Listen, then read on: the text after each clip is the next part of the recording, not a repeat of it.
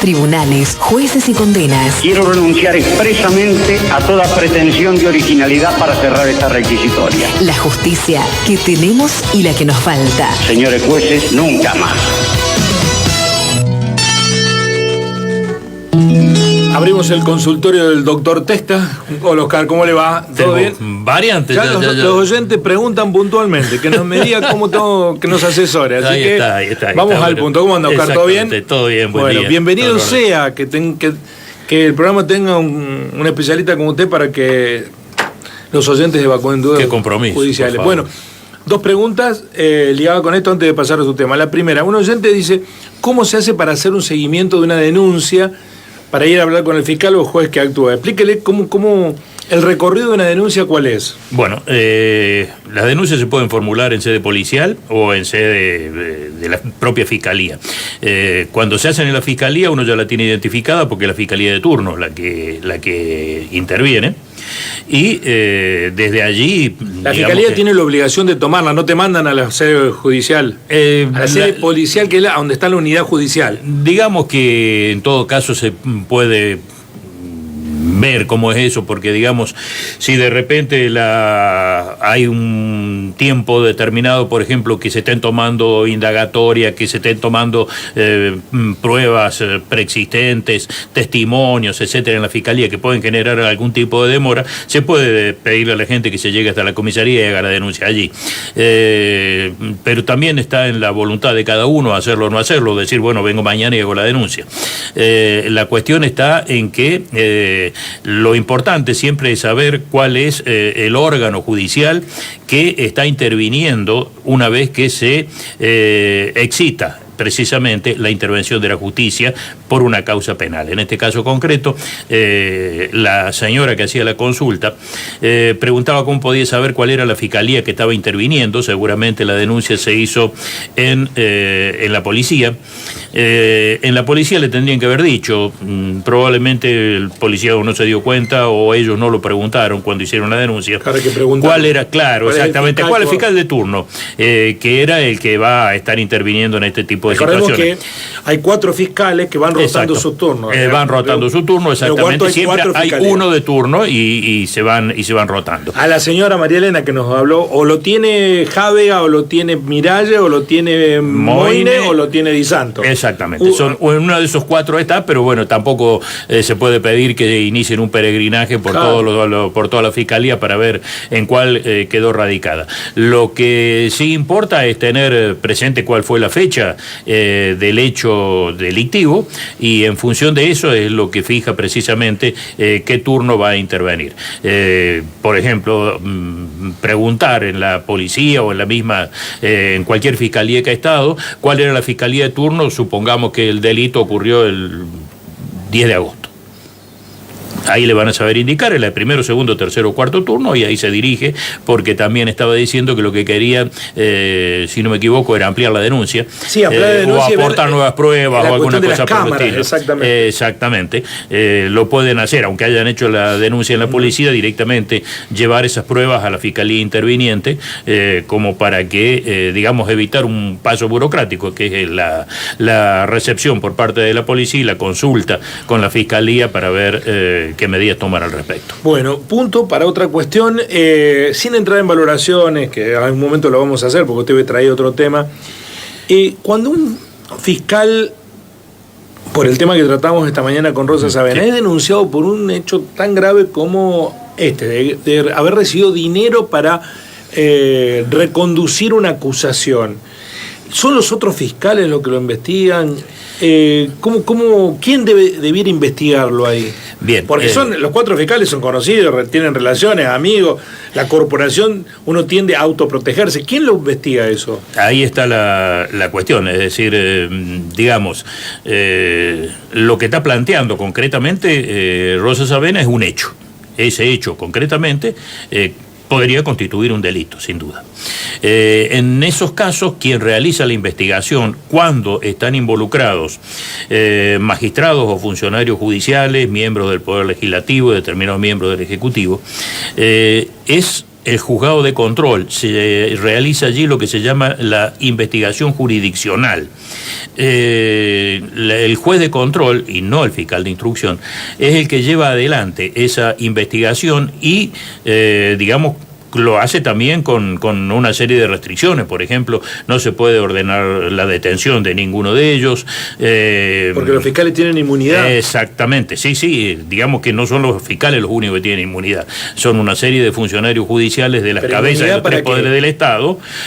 Digamos que en cuanto a la materia investigativa, para poder ser detenidos y llevarse adelante, de hecho, hay fiscales detenidos, hay fiscales que están cumpliendo pena, se debe realizar, una vez que se termina la investigación, el juicio de desafuero. Ese es el paso fundamental, es decir, con todos esos elementos recabados se tiene que realizar el jury para poder exonerarlo. Es decir, a través de la exoneración se le retiran también los privilegios constitucionales de los que goza y pasa a ser un ciudadano común y corriente con todas las obligaciones. Es un largo camino, ¿no? Depende. Todos sabemos que los caminos pueden ser largos, pueden ser cortos. En definitiva, este tipo de cuestiones. O sea que aquí hay. Hoy por hoy estarían, digamos, una triple alternativa. Es decir, una investigación administrativa, una investigación jurisdiccional. El Tribunal Superior de Justicia ordenado. Evidentemente que sí. Precisamente lo primero que tiene que verse acá es también, por ahí escuchar la otra campana. Nadie ha dicho absolutamente nada. No he escuchado yo que el fiscal se haya expresado, tampoco que lo haya hecho el doctor Besaro, que es el otro que está involucrado en esta situación. Y bueno, digamos, la noté a Rosa Savena esta mañana como ansiosa o apurada por tener ya una respuesta, pero digamos que los tiempos desde que ha hecho esta presentación son relativamente cortos. Incluso también habrá que ver cómo sigue y qué rol está jugando el juez de control en este momento con seguramente debe haber apelado Rosa Savena la elevación a juicio de la causa contra su defendido, claro, sí. Que es Gambero, que bueno, fue elevado a juicio, si no me equivoco, a fines de septiembre, el 22 de septiembre.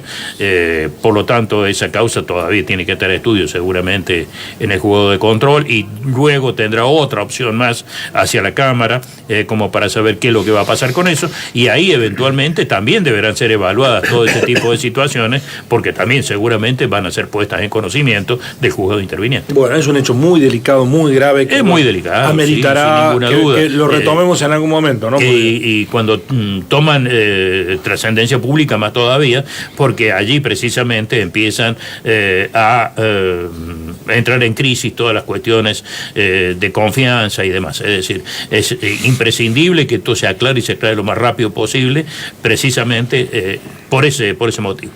Bueno, el Pata Medina. El Pata Medina.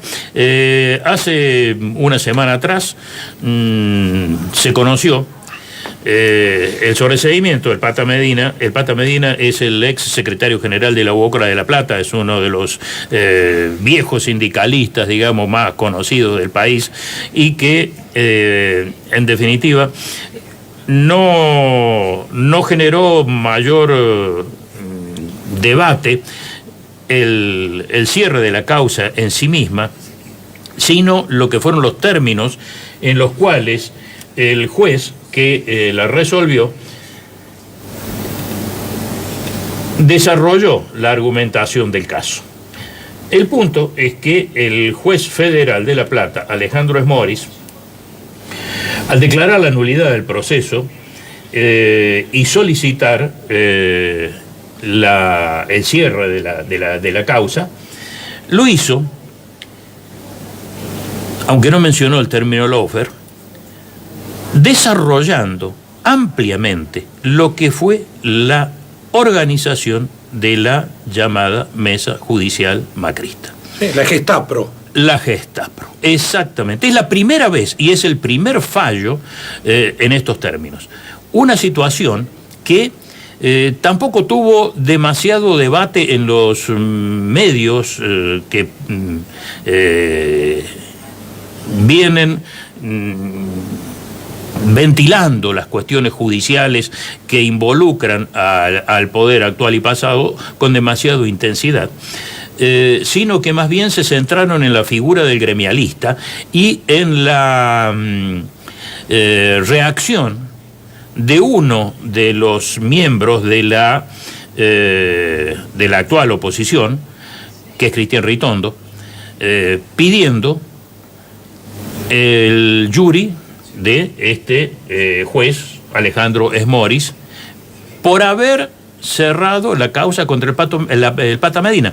No se habló nada de por qué la cierra ni cómo la cierra, que es lo que precisamente es el dato de interés en este caso concreto.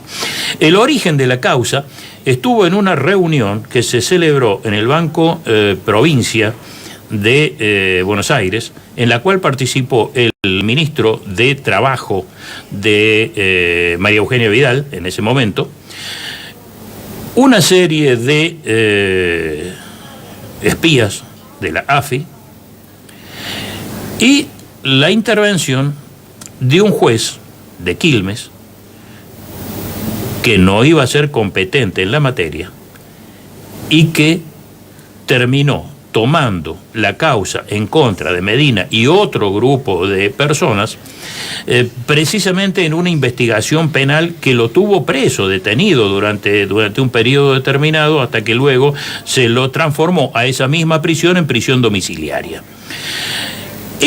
Lo notable de esto es que esa reunión, de la cual participaron prácticamente el núcleo duro de la AFI, de empresarios involucrados en la construcción y el ministro de Trabajo de la provincia de Buenos Aires, realizado en una entidad oficial, fue filmado por la propia AFI.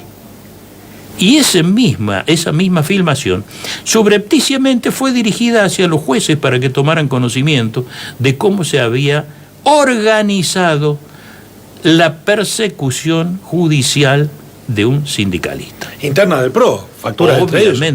Obviamente. Realmente el hecho de que haya sido instalado y desarrollado ampliamente, incluso pidió también el juicio político en contra del juez de Quilmes, que se hizo cargo de la causa y la siguió adelante y ordenó las detenciones y el mantenimiento de las detenciones. O sea, el lawfare en su más prístina expresión: poder político, poder económico, jueces corruptos, espías. Resultados: quien querían sacar del medio y detenerlo, lo hicieron. Y además ahora hay una negación de eso. Precisamente. Uno se pone a buscar en los medios hegemónicos, como son llamados, y no va a encontrar una línea de esto. Nada. Pero sí dijeron: ¿cómo puede ser que cierren la causa contra el Pata Medina? Y ahora el juez que cerró la causa contra el Pata Medina le vamos a pedir el jury. ¿Por qué? Por el contenido de la sentencia. Una verdadera barbaridad, pero que en definitiva termina condicionando o cuestionando la validez de una resolución judicial que evidentemente, para cualquiera de los que hemos estado allí, la obtención de una prueba de esta manera, como fue la filmación de la AFI, de sus propios espías interviniendo en el armado de una causa y hacérselo llegar a un juez, evidentemente es una prueba que hace caer íntegramente todo el andamiaje acusatorio. El gobierno actual, que ya va para los 3 años, no ha podido hacer nada al respecto de eso, porque sigue intacto toda esa organización. Por suerte hay jueces como este, pero que ya no le quedaba otra, estaba filmado. Claro, exactamente. No podía escribir más que esto. ¿Cuál es el riesgo que está corriendo ahora toda esta situación? Que al haber un fallo, está bien, es de primera instancia, tienen los contactos suficientes en las cámaras federales y en casación como para poder buscarle la vuelta y que los efectos no sean tan intensos, pero ya hay un fallo, ya hay un juez que describe claramente que la mesa de operaciones judiciales del macrismo operó en una causa determinada, generó el encierro de un sindicalista y eso terminó cayéndose de a pedazos precisamente por las mismas pruebas que los mismos espías se encargaron de obtener de sí mismos. Ese es Oscar. Hasta el martes que viene. Hasta el martes. Así son las causas.